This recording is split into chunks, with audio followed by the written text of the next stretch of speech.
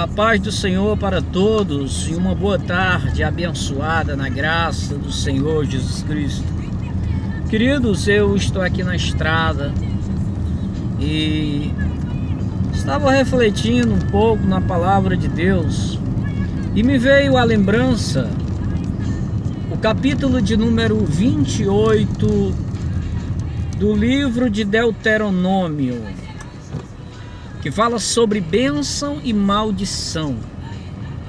E o texto sagrado diz assim, o primeiro versículo, diz que se nós ouvirmos atentamente a voz de Deus e obedecer, todas essas bênçãos seguirão.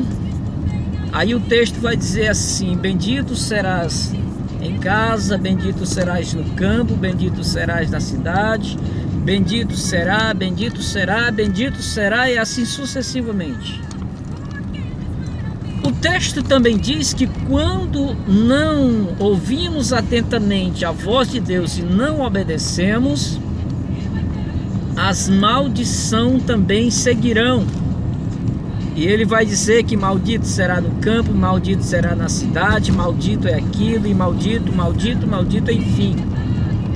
Então eu descobri que bênçãos para nós e maldição para nós é algo comportamental.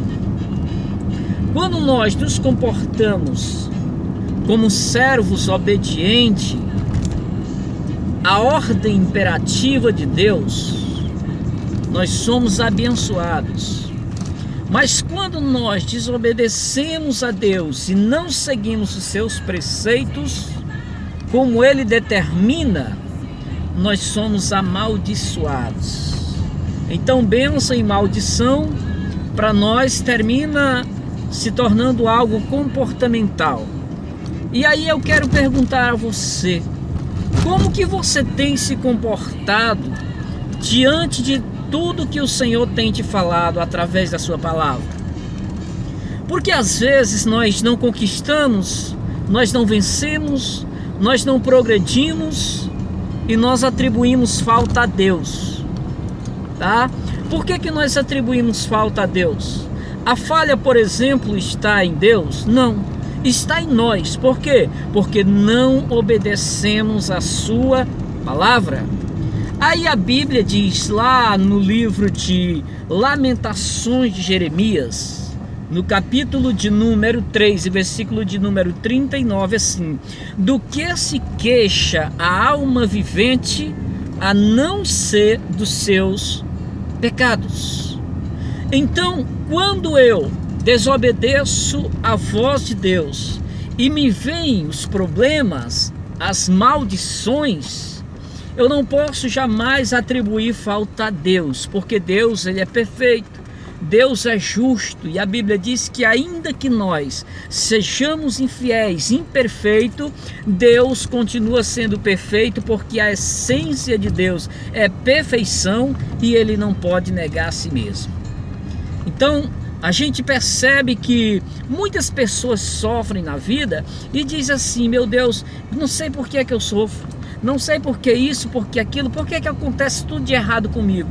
Então você precisa rever como você tem se comportado diante de Deus. Se você tem obedecido os seus preceitos, se não, preste atenção no que eu vou lhe dizer. Eu quero lhe trazer aqui uma rápida história de dois servos de Deus. Primeiro, Abraão.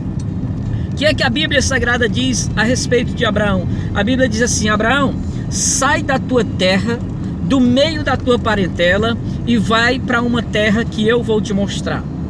Abraão, nós sabemos muito bem que foi um homem que muito obedeceu a Deus. Uma vez, Deus disse assim: Abraão, sacrifica o teu filho Isaque. Abraão foi sacrificar o seu filho Isaque. Se não fosse pela intervenção divina, Abraão teria imolado seu filho Isaque e oferecido em sacrifício a Deus. Isso é fé.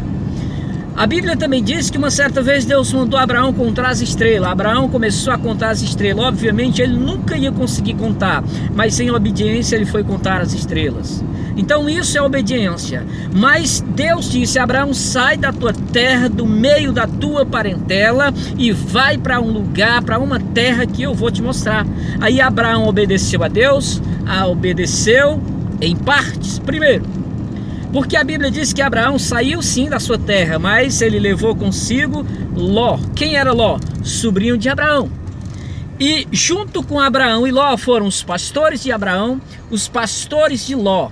E a Bíblia diz que houve divergências entre os pastores de Abraão e os pastores de Ló. Então divergência é o quê? Fruto de uma desobediência. Tá? Então Abraão, ele prosperou sim, claro, mas eles tiveram que se dividir, eles tiveram que separar, porque estava havendo divergência. Por quê? Porque Abraão não seguiu à risca aquilo que Deus lhe determinou, quando teria que sair da sua terra, da sua parentela e ir para a terra que Deus haveria de lhe mostrar. Ele foi, mas levou parte da sua família. Tá? Outro exemplo, Moisés. A Bíblia diz que Moisés, lá no deserto, o povo sentia sede. E Deus uma vez falou para Moisés: Moisés, o povo está com sede, então fala a essa rocha que dê água. E Moisés, ele foi até a rocha, mas ao invés dele falar a rocha como Deus determinou, a Bíblia diz que ele feriu a rocha, ou seja, ele fez diferente do que Deus havia determinado. Deus honrou com a sua palavra, honrou, saiu água da rocha, saiu, o povo tomou da água, tomou sim, mas por consequência Moisés não pôde entrar na terra prometida pelo fato da sua desobediência. O que é que eu entendo com isso?